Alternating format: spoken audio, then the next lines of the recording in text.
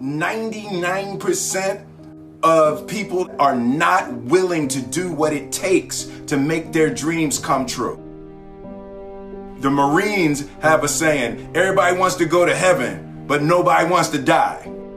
The center of bringing any dream into fruition is self-discipline. You know, something as simple as food and eating. It's not about your body as much as it is about your mind. It's getting command of your mind to be able to choose actions that are in your own best interest. Every day we are choosing that's not in our own best interest. So if the world is attacking you and the world wants to fight you and the world's trying to hold you down, so you're gonna kick yourself in the balls? So you're gonna stop yourself from getting what you dream.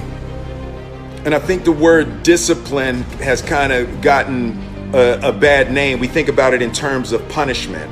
I'm not talking about discipline in that way. I'm talking about discipline in the sense that you forego immediate pleasure for the exchange of long-term self-respect. I believe that self-discipline is the definition of self-love. That when you say that you love yourself, that means that you have behavior towards yourself that is loving. Self-discipline is the center of all material success. You cannot win the war against the world if you can't win the war against your own mind. Self-love is when you say to yourself, oh man, look, I know you and that girl got a real connection. I know y'all vibe, but that's your girl's cousin. So I love you too much to let you do that. It's like you say to yourself, hey man, look, I know you want to eat that pizza and it'll be really good, you know, but I can't let you eat that, man, because if you eat that pizza, you're going to feel like shit, you know, and I love you too much to let you eat that. Self-love is, hey, look, I know you got a test on Monday, you know, and I know you really want to go out with your friends. It's Saturday night, you want to go out, but if you fail that test, you're not going to feel good about yourself. You know, I love you too much to let you go out tonight. Self-discipline is self-love. If you want to be happy, you have to love yourself, which means you have to discipline your behavior. The road to sustained happiness is through disciplining your behavior. We tend to base our self-esteem on what other people think. And that's not really self-esteem. Self-esteem is supposed to be how we feel about ourselves. And I was just saying how dangerous it is to allow other people to determine how you're going to feel about you. And it's kind of like looking into a broken mirror. You're going to look in a broken mirror and then change your face to try to look good in this defiled, busted, broken mirror. And it just, other people's opinions is a really way to determine how we feel about ourselves.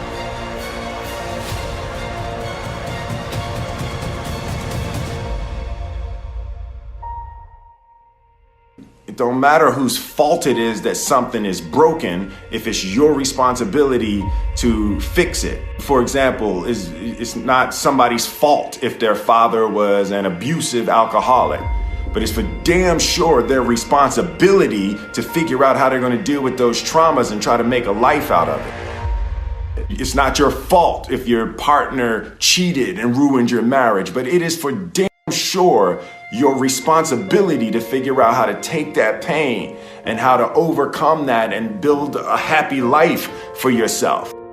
Fault and responsibility do not go together. It sucks, but they don't. When something is somebody's fault, We want them to suffer. We want them punished. We want them to pay. And we want it to be their responsibility to fix it. But that's not how it works, especially when it's your heart. Your heart, your life, your happiness is your responsibility and your responsibility alone.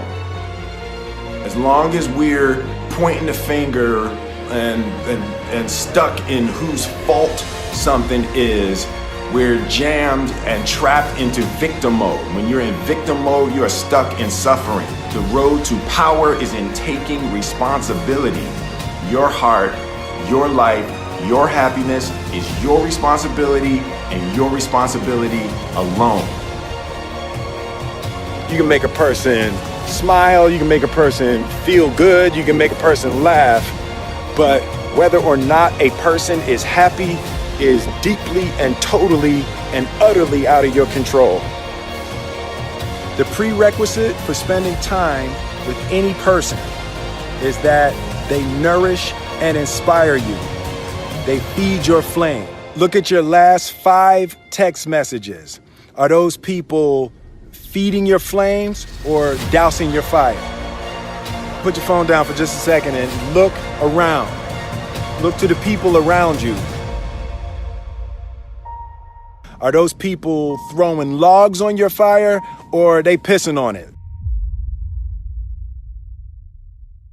I want my life, I want my work, my family, I want it to mean something. And it's like, if you are not making someone else's life better, then you're wasting your time. The separation of talent and skill is one of the greatest misunderstood concepts for people who are trying to excel, who have dreams, that want to do things. Talent you have naturally. Skill is only developed by hours and hours and hours of beating on your craft. You don't try to build a wall. You don't set out to build a wall. You don't say, I'm going to build the biggest, baddest, greatest wall that's ever been built. You don't start there. You say, I'm going to lay this brick as perfectly as a brick can be laid. There will not be one brick on the face of the earth that's going to be laid better than this brick that I'm going to lay in this next 10 minutes. And you do that every single day. And soon you have a wall. And soon you have a wall. And I think psychologically, the advantage that gives me over a lot of people that I have been in competition with in different situations is it's difficult to take the first step when you look how big the task is.